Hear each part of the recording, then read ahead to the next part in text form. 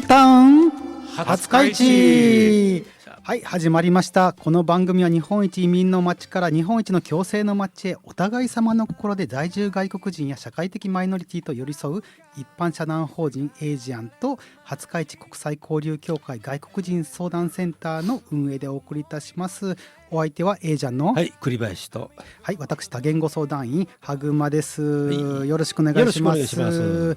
はい、こんにちは。カラフルタウン廿日市、今回54回目の放送となりました。この後前半16時30分までは廿日市市国際交流協会のコーナーで、その後後半はエイジアンのコーナーでお送りいたします。共通テーマは多文化共生です。ということでですね、今回のスタジオゲストは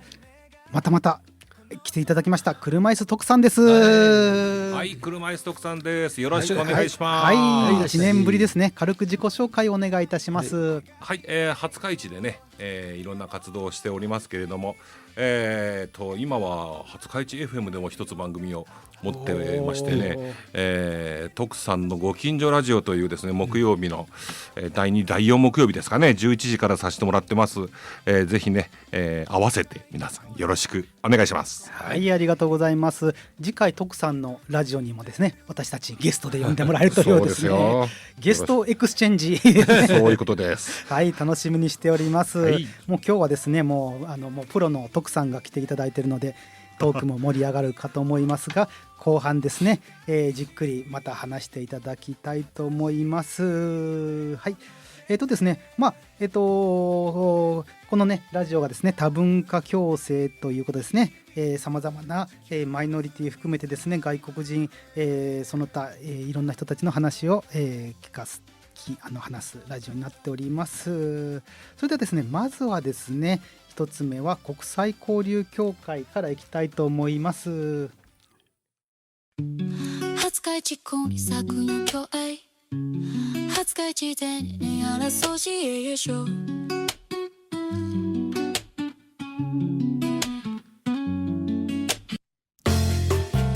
それでは前半は国際交流協会よりお伝えしてます。2つのコーナーがあります。1つ目は多文化共生コーナーです。多文化共生や在住外国人に対する気になった、お話などを紹介いたします。そして2つ目はニュースレター廿日市ブロッサムのコーナーです。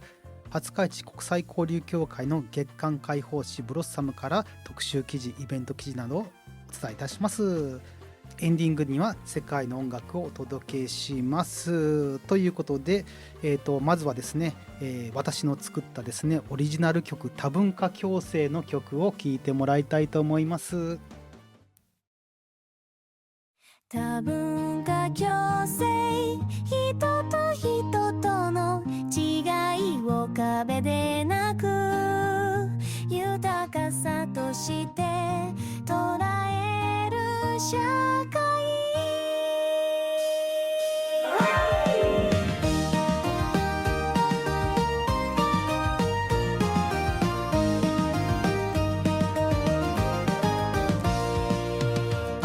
文化共生、それは国籍や民族、言語、宗教、生活習慣、異なる文化的背景を持つ人々が互いの違いを尊重し合い、平等な立場で地域社会の一員として共に暮らし、協力しながら豊かな社会を築いてゆくこと。多文化共生、人と人との違いを壁でなく豊かさとして捉える社会。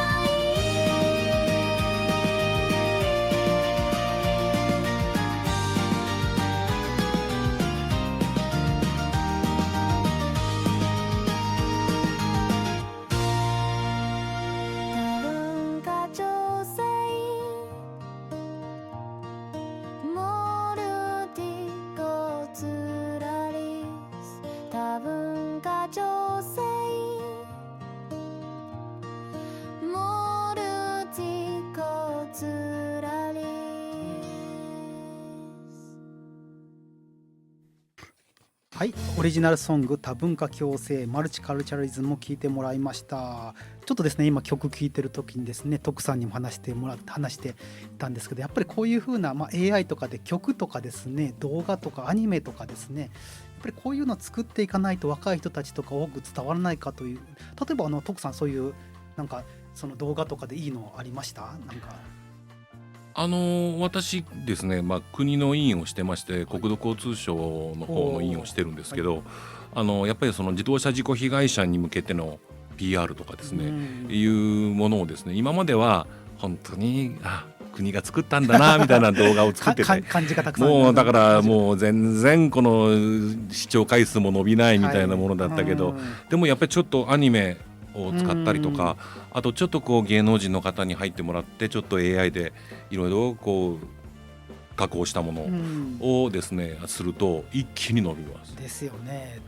そうしないとやっぱり伝わらないし広がらないです。結構農水省とかも面白い広報の人たち若い人たちが面白い、バズするようなね面白い動画かぶりもかぶったりとかね、楽しい動画出してますよね最近ね。やっぱりそうすることによって広がる、そのために使わなきゃいけない予算というのが必要な予算だと思いますよ。なるほど。い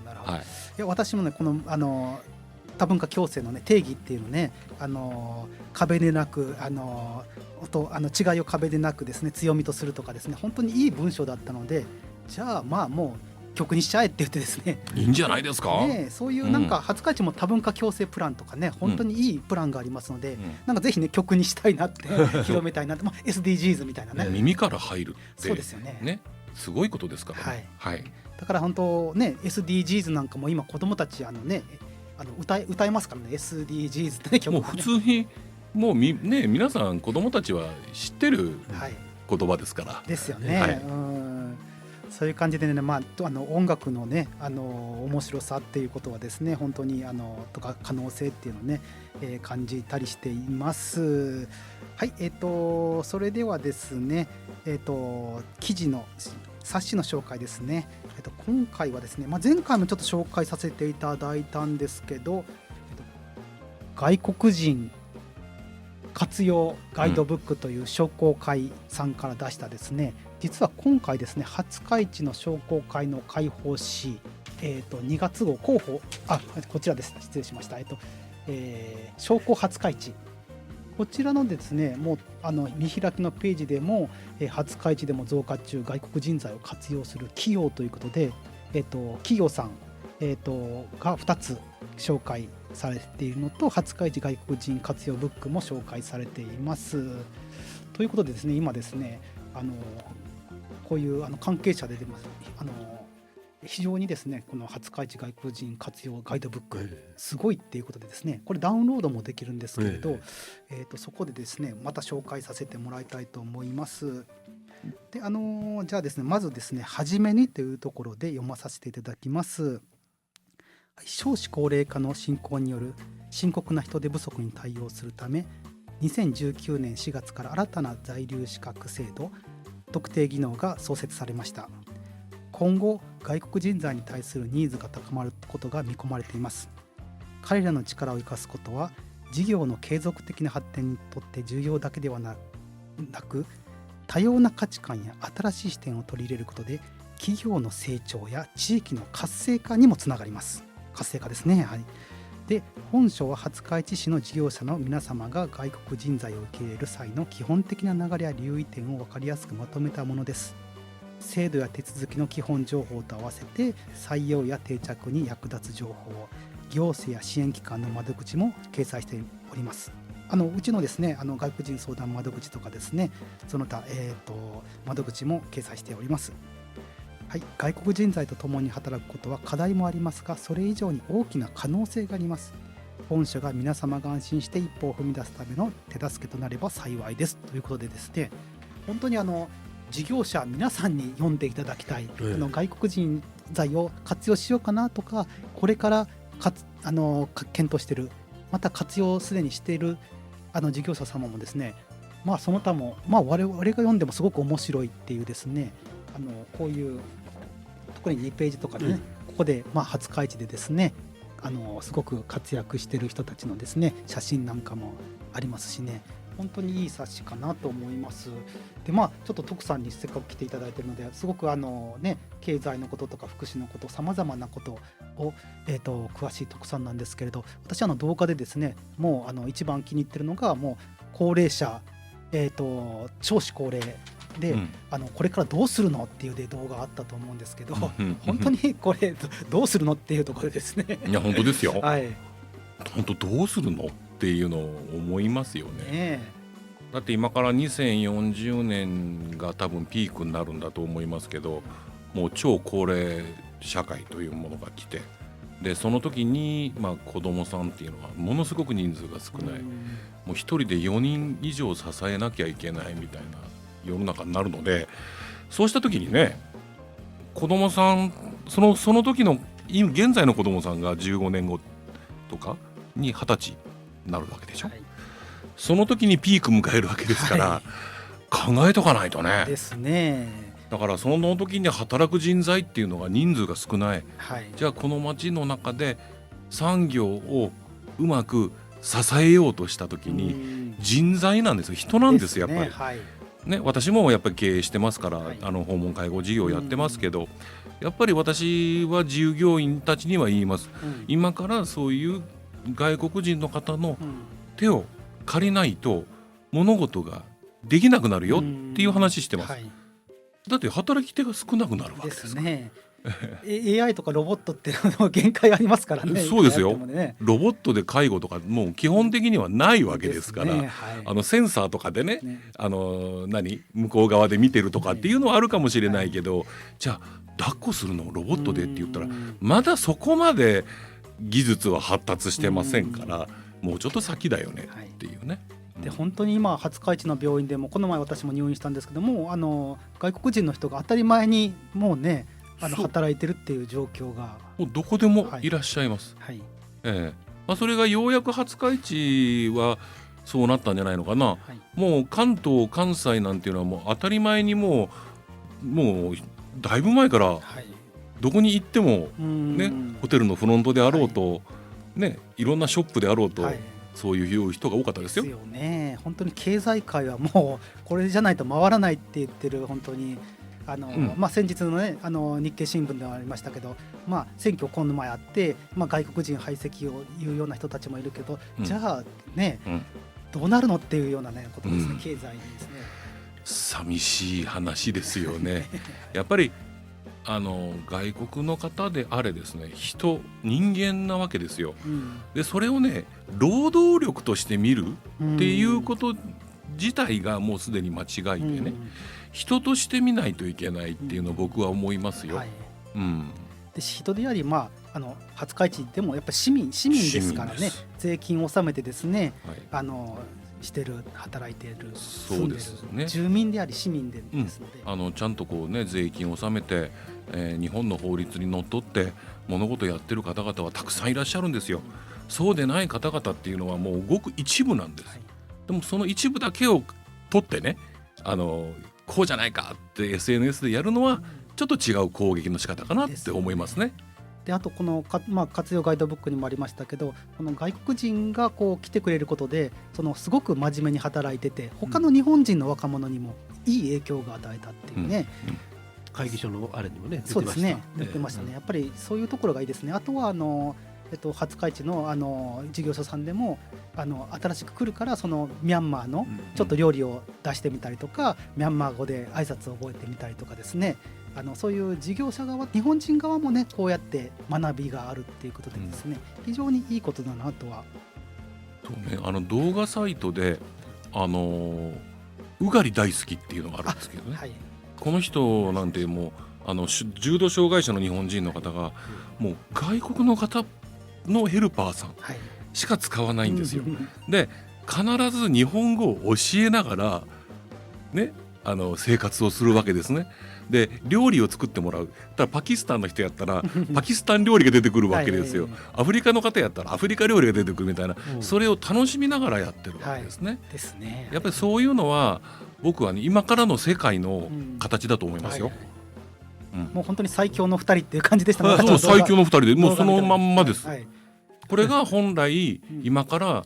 日本が目指すべき姿うんなんだろうなって思う、うんまさにもう多文化共生っていうところでですね。本当にねまさにでしょう、ええやっぱり今の子どもたちはもうすでに多文化共生ですから。ですね。はい。意外に知らないのははい僕らです、あですね。逆大に。人ですはい。だから大人がやっぱりしっかりそういう背中を見せないといけないのかなって思いますけどね、もうね、学校行けばね、いろんな国の子どもたちがいたりとか、そうはいたくさんいますよ。私、はい小中学校講演会で回りますけど、うんいっぱいいらっしゃって、ね、たくさん質問されますよ。日本語でボンボン質問される。ですね。だからね、本当にもう子どもたちはそういう多文化共生ってもう当たり前になってたり、うん SDGs だって当たり前なんです。ね。はい。で福祉、そういう高齢者介護なんていうのも当たり前に皆さん知ってます。ですね。知らないのは私たちね。私たち大人がね、大人が知らない。学ばなきゃいけないですね。私もね。やばいですよ。皆さんはいしっかり学びましょうよ。はい、ありがとうございました。はいまた福祉の話とかですね、後半で話して聞いていただきたいと思います。はい、了解です。それではですね、次の、じゃあですね、曲、リクエスト曲です。ニュースレター廿日市ブロッサムということで、はい、ニュースレターブロッサムのコーナーに行きたいと思います。こちらはですね、廿日市国際交流協会のブロッサムというですね、月間開放誌から、お知らせをしていきます。まずはですね、今回特集がですね、各日本語教室のお知らせをしていきたいと思います。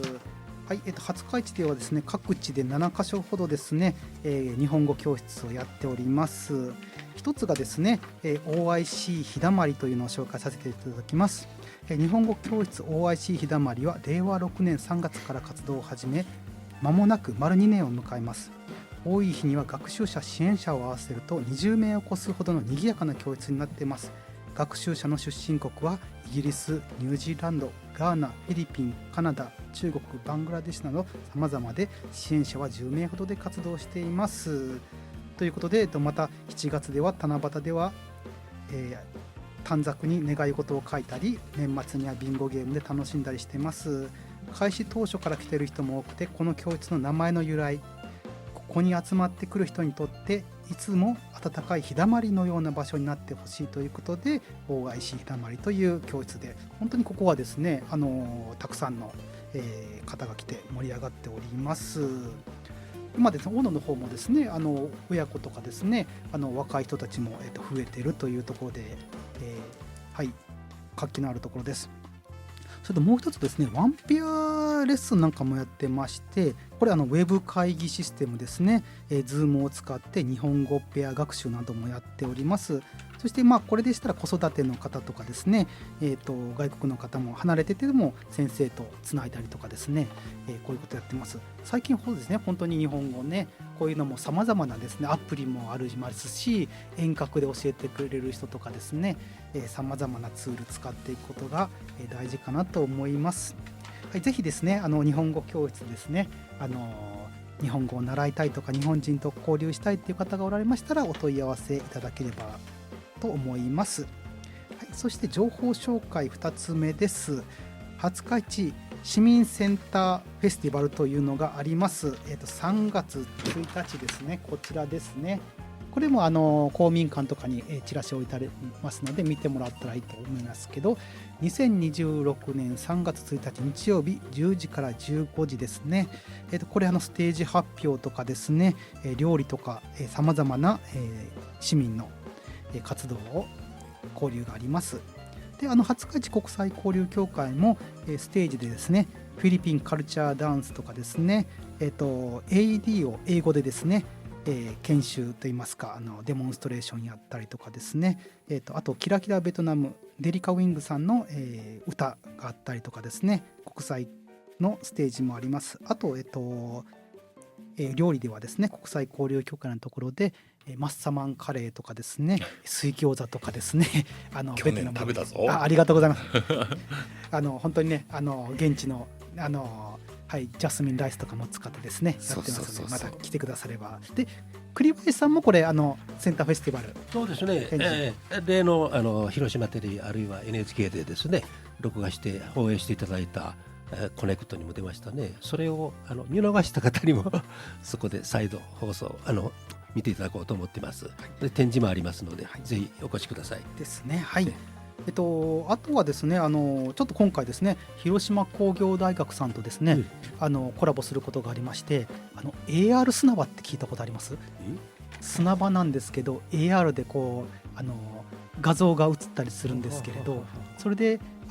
防災ですね、川が流れたりとか砂場を動かすと映像が変わるというですね、そこで防災のデモンストレーションっていうのをですね、学生さんがやってくれる。これもですねそれが何がいいかというと言葉いらないんですね、見た目で。なので外国の方でもどんな方で子供さんとかでもね見て分かれる、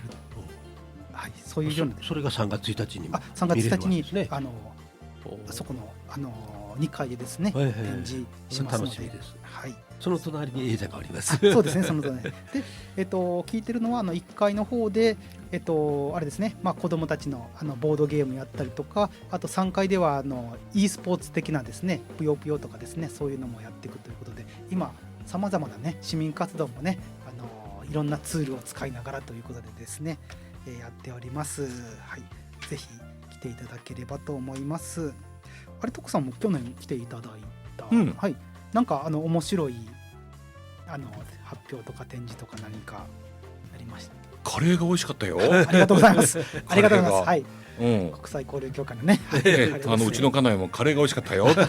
言ってましたよ。また食べに来てください。行きますよ。はい。他にもねキッチンカーとかも出てましたし、徳さんに会えるかもしれない。あ、そうですね。徳さんに会えるかも。はい、楽しみにしてください。皆さんね、これ誰でも参加できますので、ぜひぜひ来てもらったはい思います。はい。はい、ということで、さて私の担当する時間もいよいよ終わりに近づいてきました。今回お届けした内容も含め毎月発行する開放市ブロッサム廿日市はここ FM 廿日市の情報コーナーや各市民センターに置いてありますので、どうぞ手に取ってご覧ください。最後にお伝えした内容の申し込みや問い合わせ先をご案内いたします。廿日市市国際交流協会電話 082920-0116 火曜日から土曜日9時から17時となっています。どうぞお問い合わせや皆様のイベント参加をお待ちしております。はい、ということでですね、はい、最後のコーナーに行きたいと思います。